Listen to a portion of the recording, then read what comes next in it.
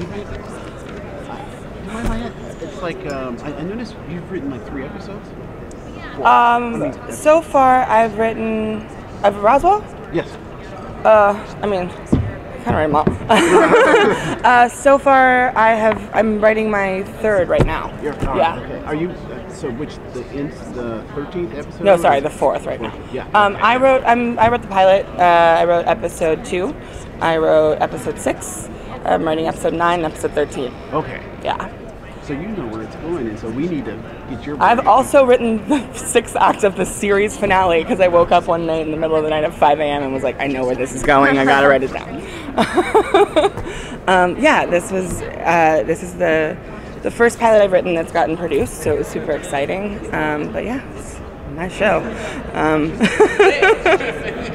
So what made you want to bring this property back? And I guess as a writer, like when you're writing the pilot, did you know you would get the rights to this, or were you just like... Yes. So the way that the process worked actually was I worked on the originals for 5 years, and when I made my deal the final year, there were pilot opportunities folded into the deal. So I basically owed Warner Brothers a pilot.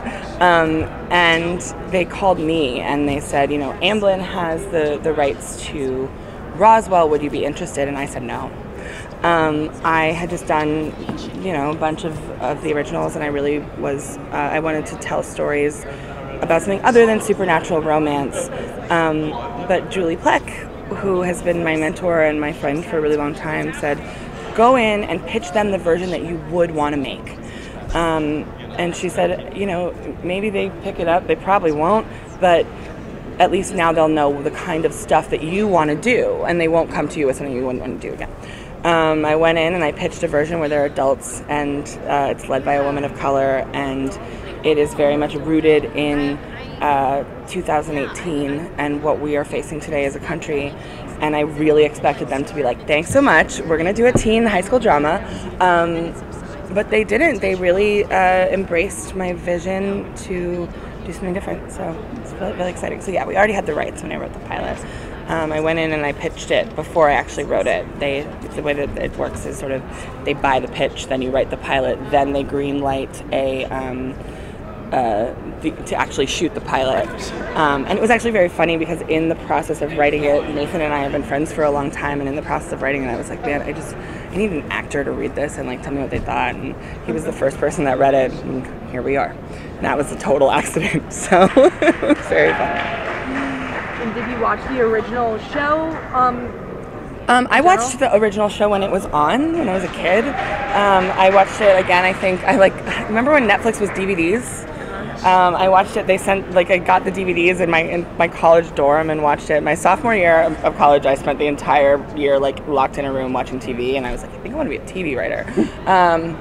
And so that was sort of the last time that I really watched it. I didn't watch it again. I watched the pilot again, mostly to make sure that I wasn't stepping on too many things. I watched the pilot again when I read the first book. But what it really was for me was about not a close adaptation.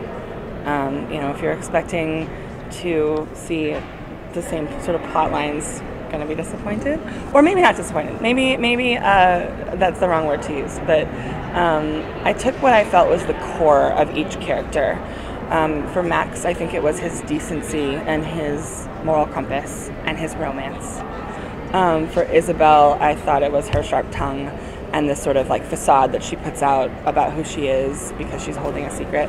And for Michael, very much the fact that he was raised in sort of an abusive and troubled environment, and how do you overcome that, and his sexiness in general. And then for Liz, I really love, the thing that I loved about Liz in 1999 when Sherry Appleby played Liz Parker was that she was sort of the one female ingenue on TV at the time that was a science and math nerd. We had Rory Gilmore, who was a writer, and Joey Potter, who was a writer, and Felicity, who was an artist. And I loved that this was somebody who was into STEM. So we really took that, and with science fiction, it gives you a lot to work with. Liz is entering mad scientist territory, which is really fun. Are there any characters or relationships that popped that surprised you as you were writing? Yeah. I mean, Max and Liz we always knew was going to be magic, but the chemistry between our Max and Liz was really special. That's why we cast them. We had Nathan come in for a chemistry read. We'd already cast Janine, and we weren't sure. We hadn't decided if we wanted Nathan to play Max or Michael. We just knew we wanted him on the show. And when we brought him in for a chemistry read with Janine, we were like, well, I guess that's the guy. So even though that's what we were looking for, it still has surprised me. What else? Michael and Isabel are played by Michael Vlamis and Lily Coles, and they are electric on screen together. They're pretty much siblings and best friends, but like you just like when they're in a scene together, I just find myself being like, oh yay, because they're so spectacular. Just they haven't done a lot yet. Like they've both been in like a few other projects, so this is their first big thing. And the thing that I am most excited about on the show is introducing the world to these two actors. I mean, they're freaking great. So have you talked to the original author, Melinda Metz? I actually haven't really. It's funny, she sent me a Twitter DM today and was like, I would love to come to the panel. And I was like, I don't know how to make that happen right now. I'm here. But I'm really excited to see what she and her partner, her editor, think about this. Because I'm excited and nervous because it is very different. It's a big departure. I wrote a novel, and Warner Brothers has the rights to it to make it a TV show, and I actually declined to work on the TV show because I'm really excited to see what somebody else does with those characters. So I hope that she's excited by the updates. One thing that I'm really happy about is that we returned Liz. You know, in the books, Liz is a Latina woman, and in the show she was not, and we went back to that. You know, Alex is Native American in the books, and he's half Native American on our show. Kyle Valenti is Mexican on our show, where we really, you know,